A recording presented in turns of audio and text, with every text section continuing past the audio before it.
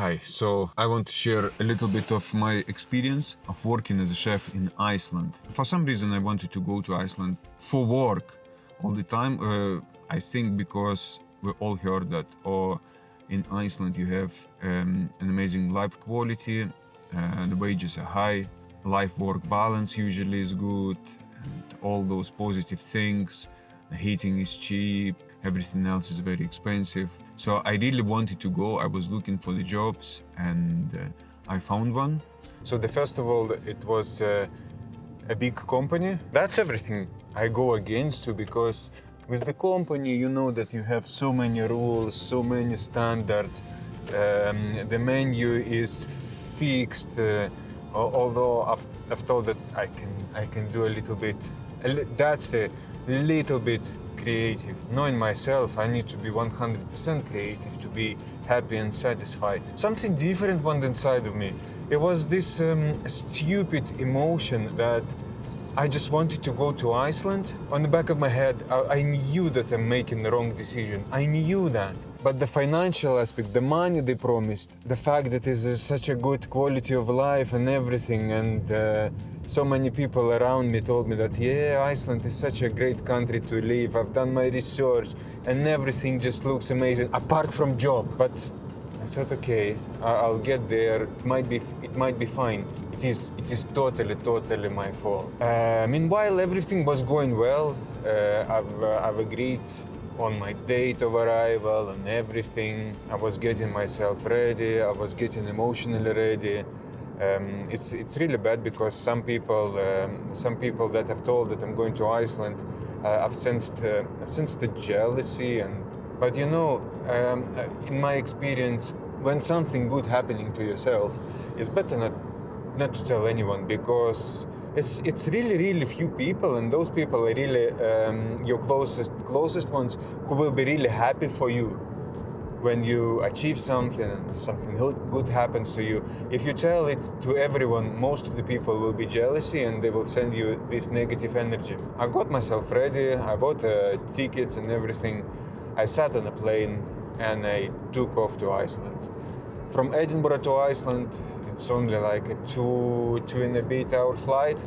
So that made me feel good and comfortable, because I knew whatever happens, 2 hours. I'm 2 hours away from Edinburgh. And you know what? That's the first time in my life where I started feeling I've been away. I've been living here for 16 years and I've never thought about it as a home. And when I came to Iceland, things straight away felt wrong. So on my arrival, just to get a feel of the hotel and everything, we will allow you to use a spa, and that's the first red flag. So then they don't allow members of staff to use spa facilities. And the fact that they're not allowed to use members of staff spa, that just puts me off. It's like members of staff, not human beings. So another red flag. When they put me in my room, this person who arranged everything, he looked at me and he told me, "Now have a good rest, you deserve it." And those words were so fake, so not real, because I knew I didn't do anything yet to deserve nothing. I only came to Iceland, to my workplace. So this fake attitude, that was another red flag which put me off straight away. And straight away I started looking for another red flags, for signals. And as my time being went on, I've been shown my room where I've been living, and it was just bad. It had a sink inside which is kinda bended and it looked like it's gonna fall off. There was crack in the walls, there was condensation. After some time, mold started to build up. Another thing which is I couldn't understand, the staff shower rooms, you had this smell of rotten egg, which is, I've been told, it is because of the natural heat and everything, and the water inside in Iceland normally smells like a rotten wig. However, in the hotel, water didn't smell of anything. So that's another thing to be. It's like, yeah. As I mentioned in the previous videos, agency work is very nice because you're not involved in politics, first of all. You just come, you put your head into pot, you do your job, chop chop, cook cook. When it's over, it's over. It's hourly paid. Usually the wage is higher than normal, so you get paid a little bit more for on a short notice, and as well as because it's only temporary, which is helps as well because you know that at the place you're gonna be staying only number of weeks or months. And the job in Iceland I took, it was permanent job, and I put my thought in the head straight away. And I think that was a mistake because but I kind of agreed with myself that I will stay at least 2 years. I already calculated how much money I can make. So the job was living position, and I've been told that I will be living in a staff house with the shared bathroom, shared kitchen. At the time, I was living in a staff house as well, which was 3-bedroom house. With the big bedrooms, a big living room, only 3 people sharing the bathroom.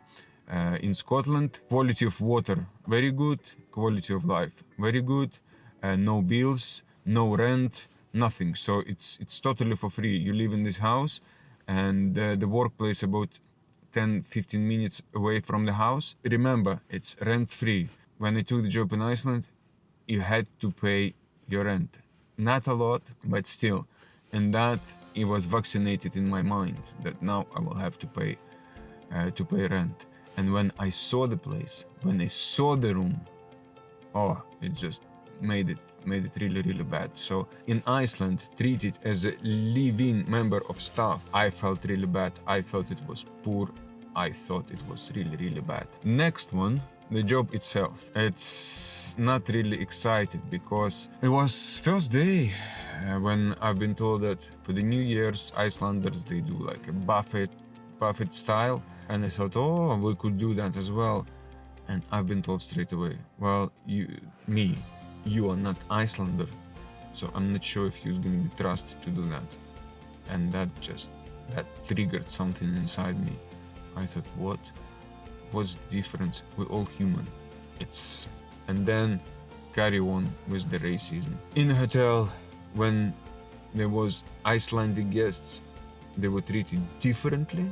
For example, if the breakfast is until 10 o'clock in the morning, for Icelanders, they would make exception because they were drunk the night before. They will extend breakfast till 11, maybe in 11:30 in the morning. And for me, person who love cooking, I love fine dining. Even when you read the books, Alberu, Marco Pierre White, they're all the same. It doesn't matter. Everyone gets the same treatment. And those guys we're talking about, Michelin inspectors.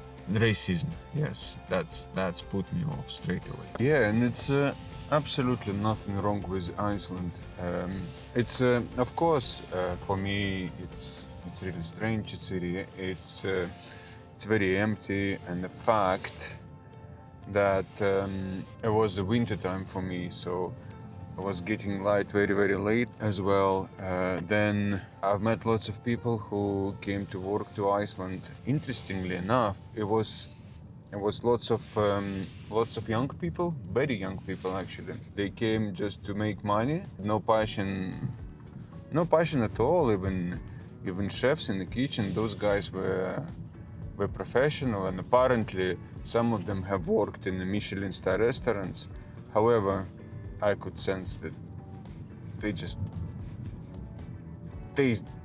there for money. They have no passion whatsoever for cooking or anything, which is fine. We're all different. We all have my problem. However, I would like to address thing which I met in Iceland, which I mentioned earlier, is the racism. In Iceland, from the first minutes when I landed at the airport, I went through the passport control, and as I was walking in the airport, straight away I've been stopped by the border control, and they searched all my belongings. They searched everything through my luggage. They scanned it. They asked, what is this, what is that? And then the person who met me when we were talking, for some reason inside of me, I always had a feeling that I'm treated like a second world or second class person. Like there is the Icelanders, and they are Icelanders, and then there is us, the people who do in waiting job in all the hotels. They called servants, not waiters, because apparently in Iceland, to be a waiter you have to go and study, and then you can call yourself a waiter. And then because of the unions and all these interesting things, as a fully qualified waiter you must get paid more. Yeah, it's they have things like that. However, for Icelanders, I just want to tell. However, I'm just thinking, for me, there is no such thing as a nationality. We have to think about a different way. Why we have been divided in the countries and in the groups? Just purely for one reason: it's easier to rule other people like that. And then all this culture and what we call tradition and everything, it's totally fake, because when you go and travel through the world, you see that we are exactly the same, and we're all exactly the same. We're born, then we die.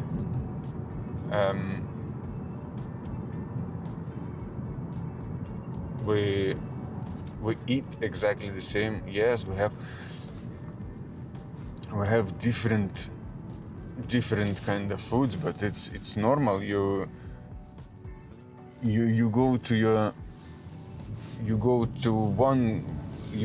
one grandmother, she will do one thing. You go to other grandmother, she will do another thing.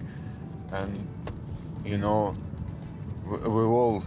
all kind of do things a little bit differently. It's normal, but there's nothing to do with the. I don't ever slow up, no I don't take shit. I got no love for the fakeness. If you wanna play tough and wanna hate this, I'll always show up. I don't ever slow up, no I don't take shit. I got no love for the fakeness. If you wanna play tough and wanna hate this, I'll always show up and make a statement. I don't ever slow up, no I don't take shit.